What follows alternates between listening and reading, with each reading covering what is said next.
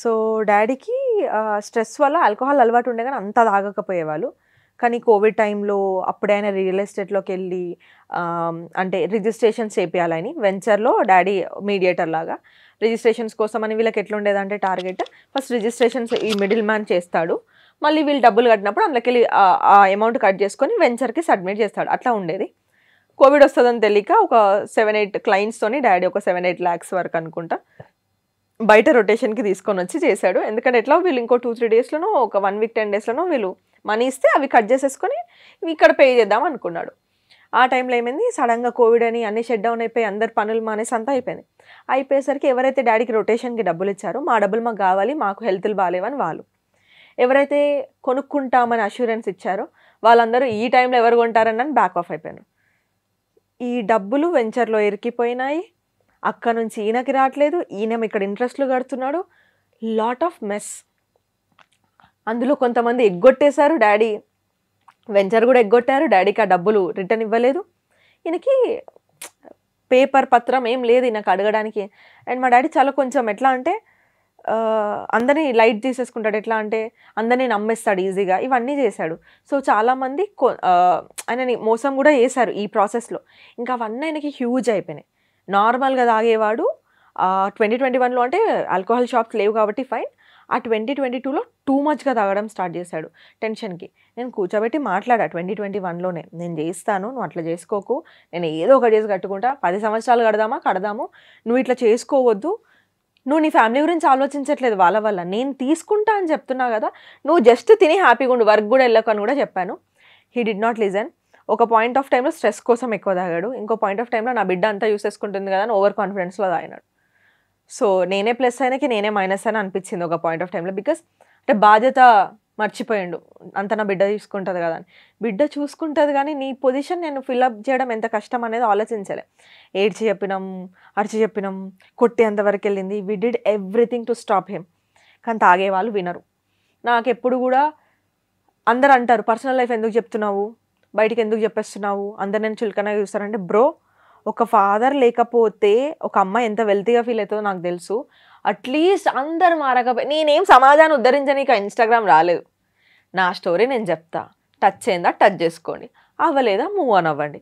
But ఒకవేళ ఎవరికైనా యూజే ఒక 10 మంది మారినా ఆ బ్లెస్సింగ్స్ నా ఫ్యామిలీకి నాకే చాలు అని అనుకున్నాను. సుధీర్ గారి ఇంటర్వ్యూ, మీ ఇంటర్వ్యూ తర్వాత I have got multiple calls, messages. వేరే వాళ్ళ ఫాదర్స్ నాకు కాల్ చేసి, అమ్మాయిలు నాకు మెసేజ్ చేసి, మా డాడీ మీతో ఒకసారి మాట్లాడతారంట. నేను రిక్వెస్ట్లు అన్నీ చదువుతాను. నేను అలాంటి మెసేజ్ ఉన్న వాళ్ళకి కంపల్సరీ నేను రిప్లై ఇస్తాను. కాల్ కూడా ఇన్స్టాగ్రామ్ కాల్ మాట్లాడతాను. నాతో ఒక అంకుల్ అయితే రీసెంట్లీ చనిపోయారు. నా వల్ల అంకుల్ ఆల్కహాల్ మానేశారు. వాళ్ళ ఫ్యామిలీలో ఎంతమంది చెప్పినా మానేయలేదు. ఎంత అగెన్స్ట్కైనా వెళ్ళేవారు. ఇయర్స్ కొద్దీ చేయలేంది. నా ఇంటర్వ్యూ చూసాక ఏడ్చి వాళ్ళ కూతురికి ప్రామిస్ చేశాడంట. అంకుల్ నన్ను కలవాలని చాలా అనుకున్నారు. మేము 2, 3 టైమ్స్ హైదరాబాద్ వచ్చాడు, ఆంధ్రాలో ఉంటారు. కలుద్దాం అనుకునేసరికి మాకు టైం మ్యాచ్ అవ్వలేదు. రీసెంట్లీ తెలిసింది అంకుల్కి స్ట్రోక్ వచ్చేది అనిపోయాడు మందు మానేశాక కూడా. అంటే అప్పటికి హెల్త్ ఖరాబ్ అయిపోయింది. సో ఇది నాకు కావాల్సింది. ఆల్కహాల్, స్మోకింగ్ కూడా మా డాడీకి. స్ట్రెస్ ఎవరికి ఉండదు, నాకు కూడా మస్తు స్ట్రెస్ ఉంది. నేను స్మోక్ చేసుకుంటూ తాగుకుంటూ తిరగలేను కదా రోడ్ పైన. తాగండి, మీరు మందు తాగండి, స్మోక్ చేయండి. నేనేమి ఏం చేయొద్దు, లైఫ్ ఎంజాయ్ చేయాలి. కానీ ఒక పాయింట్ ఆఫ్ టైంలో మీకు బాడీ బ్రెయిన్ ఒక అలర్ట్ ఇస్తుంది ఇంకా చాలు అని. మీ పైన ఎవరున్నారు డిపెండెన్స్, ఎందుకు చేస్తున్నాము, మనకు పైసలు ఉన్నాయా లేవా, హాస్పిటల్లో పడితే అవన్నీ కూడా మనకు భయం ఉండాలి కదా. సో ఎంతవరకు చేయాలో అంతవరకే చేయాలేమో అని నాకు అనిపిస్తుంది. ఎంజాయ్ చేయండి కానీ అన్నిటికీ ఒక సర్టన్ లిమిట్స్ ఉంటాయని నేను అనుకున్నాను. సో ఆ స్టోరీ బయట పెట్టే ప్రయత్నంలో నా లైఫ్ స్టోరీ బయటకు వచ్చింది. అట్లా చాలామంది ఫాదర్స్ మెసేజ్ చేశారు, పేరెంట్స్ మెసేజ్ చేశారు, నా కొడుకు నీలాగా ఎందుకు లేడు, లేకపోతే నా ఏజ్ వాళ్ళు, నా కొడుకు పుడితే కూతురు పుడితే నీలాగా పెంచుతా. I felt very happy. చాలు, మన లైఫ్ స్టోరీ ఒక 10 మందికి పట్టిందా చాలు. I don't care about any negativity. ఈరోజు నేను వెళ్ళానో హౌస్లోకి నాకు తెలియదు, కానీ నా ఇంటెన్షన్ వాజ్ ఆల్వేస్ రైట్. ఇలాంటి stories, real life story telling చెప్పనికే నేను లోపలికి వెళ్తా అని అనుకున్నాను. ఇంకో 10 మందికి ఎక్కువగా తెలుస్తా, ఇంకో 10 మందికి ఏదన్నా చేంజ్ అవుతే చేంజ్ అవ్వచ్చేమో నా వాయిస్, నా మెసేజ్ వల్ల అని అనుకున్నాను. అది కాస్త అగ్ని పరీక్ష వల్ల వాళ్ళు ఇంకేదేదో జనాలు అనేసుకొని, ఎక్కడో ఏదో వీడియో చూసేసుకొని హనుష ఏంటో మర్చిపోయినరు వాళ్ళు. మర్చిపోయి ఇప్పుడు వస్తున్న కొత్త కొత్తవి చూసేసి ఇది ఇది ఇది అని అనుకుంటారు. But that's okay. ఇంకొక టైం వస్తది. ఆ రోజు మళ్ళీ నేనేంటో వాళ్ళకి అర్థమైపోతదని. సో, అట్లా డాడీది జరిగింది. And that was the only message that I can give. ఆ టైంలో హాస్పిటల్ అడ్మిట్ అయ్యేటప్పటికి మీరు హైదరాబాద్‌లో ఉన్నట్టున్నారు కదా? నేనున్నాను. కోవిడే. నేను ఇంట్లోనే ఉన్నాను. అంటే కోవిడ్ అయిపోయింది కానీ వర్క్ ఫ్రమ్ హోమే చేస్తున్నాము. అప్పటికి ఆఫీస్‌లు వెంటనే తెరవలేదు. ఎందుకంటే 1 ఇయర్ మనకి ఎక్స్‌టెన్షన్ పీరియడ్ ఇచ్చారు. ఇంట్లోనే ఉన్నాను. డాడీని హాస్పిటల్ తీసుకెళ్ళింది నేనే. నేను ఒక ట్రైనింగ్ ఇస్తున్నాను ల్యాప్‌టాప్‌లో. నేను బెడ్‌రూమ్‌లో ఉన్నా. డాడీ హాల్‌లో పడుకున్నాడు. అప్పుడే తింటున్నప్పుడు చూసా ఆయనకి ఆల్రెడీ హెల్త్ బాలేదు. ఎట్లాగో ఇంకో 2 అవర్స్‌లో నేనే హాస్పిటల్ తీసుకెళ్ళేది. మీటింగ్ ఉందని ఆగాను. కొంచెంసేపు పడుకో అని చెప్పినాను. మార్నింగ్ ఫిట్స్ వచ్చిండే. కొంచెంసేపు పడుకో అని చెప్పినాను. లోపలికెళ్ళి నాకు ఎలాంటి సౌండ్ రాలేదు కానీ నా మనసుకి ఏదో చెప్పింది. ఏమైనా అయితుందా అని ఆ లైన్‌లో ఉన్న అమ్మాయిని ఆఫీస్ ల్యాప్‌టాప్‌లో ఒక్కసారి లైన్‌లో ఉండని మ్యూట్ చేసి బెడ్‌రూమ్ నుంచి హాల్‌లోకెళ్ళి ఇట్లా లైట్స్ ఆఫ్ చేస్తున్నాయి. స్విచ్ ఆన్ చేసేసరికి మా డాడీ ఆల్రెడీ ఫిట్స్ వచ్చి హాఫ్ బెడ్ పై నుంచి కింద పడి ఇట్లా నురుగు పోతుంది. కొట్టుకుంటున్నాడు. లైట్ ఆన్ చేయగానే ఆ సీన్ నేను చూడలేకపోయినా. నాకు మాట రాలేదు. ఒక సెకండ్ ఏం జరుగుతుందో అర్థం కాలేదు. మమ్మీ కింద ఉంది ఏదో వర్క్ చేస్తుంది. మేము ఫస్ట్ ఫ్లోర్‌లో ఉంటాము. మమ్మీ మమ్మీ అని గట్టిగా అరిచినాను. మమ్మీ వచ్చేసింది. ఇంకా అమ్మమ్మ వీళ్ళందరూ రెమెడీస్ ఉంటాయి కదా, చేతిలో తాళం పెట్టడం అవన్నీ అదంతా చేశారు. వెంటనే నేను హాస్పిటల్ తీసుకెళ్ళిన. మమ్మీకి కొంచెం హార్ట్ ఇష్యూస్. సో మమ్మీ రాదు హాస్పిటల్‌కి. నేను తీసుకెళ్ళాను కూడా.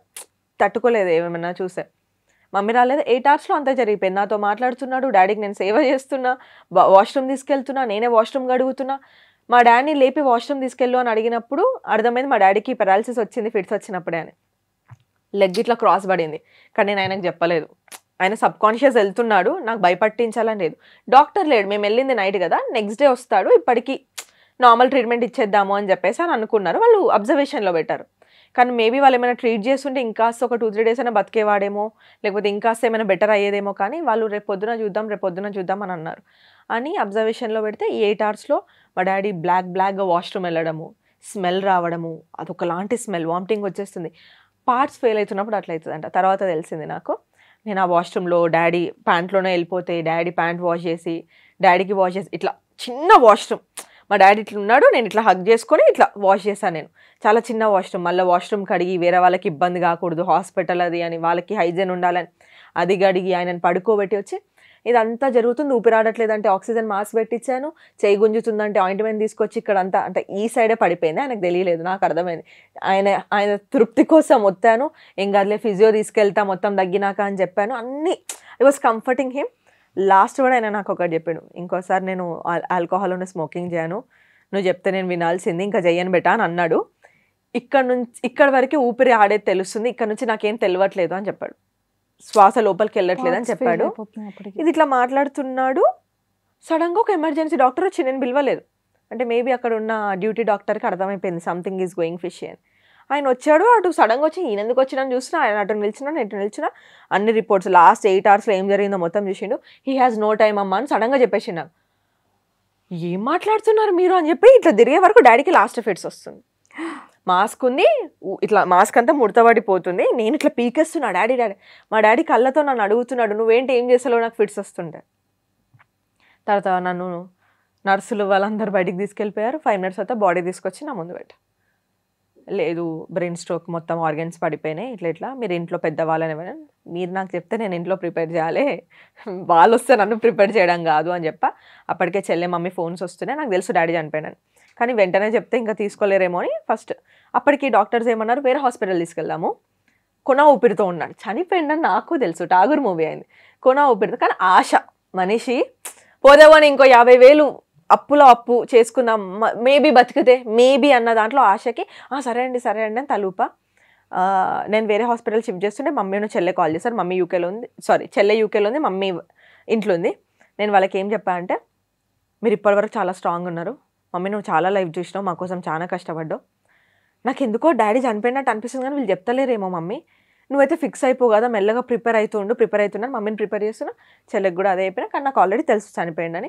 అక్కడి నుంచి వేరే హాస్పిటల్ తీసుకెళ్ళి అక్కడ 2 hours సిపిఆర్ ఇచ్చి ఆ కథలు అవన్నీ చేసేసి ఇంకా నాకు అవ్వదు అని ఆ సిపిఆర్ ఇచ్చినప్పుడు ఆ లాస్ట్ హోప్ కూడా కోల్పోయినప్పుడు మా మమ్మీ వాళ్ళ కజిన్స్, సొంత మామయ్య లేరు, మా అమ్మ వాళ్ళకి పెద్దమ్మ వాళ్ళకి కాల్ చేసి మీరు రండి, మమ్మీకి ఇప్పుడే చెప్పకండి, మనం బాడీ తీసుకెళ్ళాలి అది ఇది అని అంటే వాళ్ళు వచ్చి అంబులెన్స్లో వేసుకొని నేను అందరు వెనక బండి పైన, నేను అంబులెన్స్లో డాడీతోనే.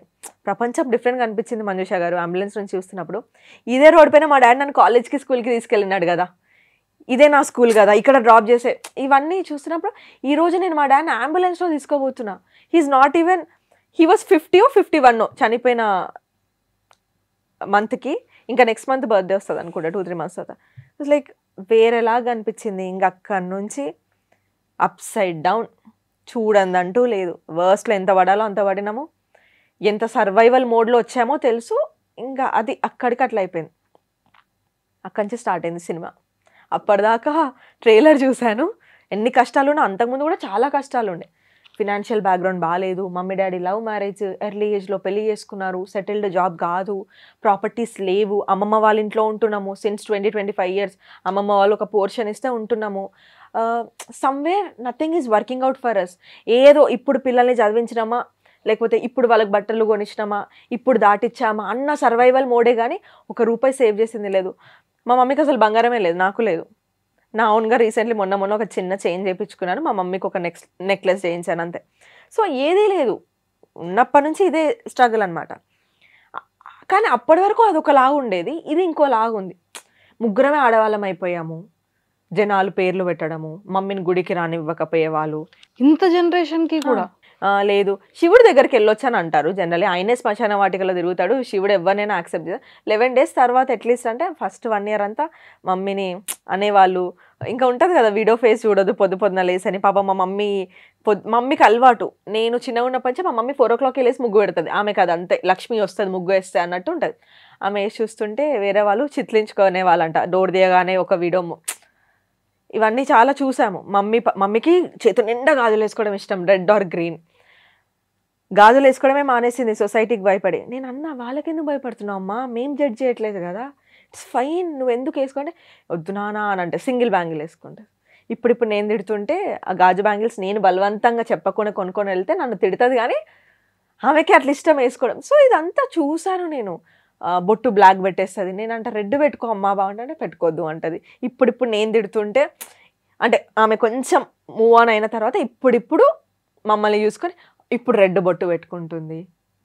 కలర్ఫుల్ శారీస్ కట్టుకోకపోయేది, ఏమనుకుంటారు హస్బెండ్ చనిపోయింది 1 yearకి ఏమే శారీ. ఎవరేమనుకుంటే ఎందుకమ్మా, మనకి ఎవరు వచ్చి చేయలేదని. బట్ స్టిల్ మదర్స్ అట్లనే ఉంటారు, బికాజ్ వాళ్ళ జనరేషన్ ఈజ్ డిఫరెంట్ కదా. బట్ యా, సో మెనీ చాలా జరిగినాయి, చిన్నగా అనిపిస్తాయి కానీ ఫ్యామిలీ సపోర్ట్ ఎక్కడా లేదు. పాపం రిలేటివ్స్ని అప్పుడు నేను చాలా బ్లేమ్ చేసుకున్నా. లాస్ట్ ఇయర్ మీరు నన్ను అడిగినప్పుడు ఆ ఇంటర్వ్యూలో ఎవరు రాలేదు, ఎవరు చేయలేదని. ఇప్పుడు నేను నా లైఫ్ ఇట్లా హోల్డ్ చేస్తున్నప్పుడు నాకు ఇప్పుడు అనిపిస్తుంది, ఎవడైనా ఏం చేయగలుగుతాడు, ఎంత పెట్టగలుగుతారు మనకు కూడా. ఎవరిది వాడికి వాడి ఫ్యామిలీ గడుపుకోవడం చాలా కష్టంగా ఉంది. ఇది నేను నేర్చుకున్నది రిలేటివ్స్ గురించి. కాకపోతే ఒక షోల్డర్ ఇవ్వాల్సిందేమో అనేది ఇంకా ఉంది కోపము. ఆ టైంలో డబ్బులు కాదు కదా అప్పుడు కూడా నేను ఎక్స్పెక్ట్ చేసింది. నేను ఉన్నానా అన్న, ఓ 10,000 అటు ఇటు అయితే నేను పెడతాను, నువ్వు తర్వాత నాకు ఇవ్వను అనడము, అది నేను ఎక్స్పెక్ట్ చేసా.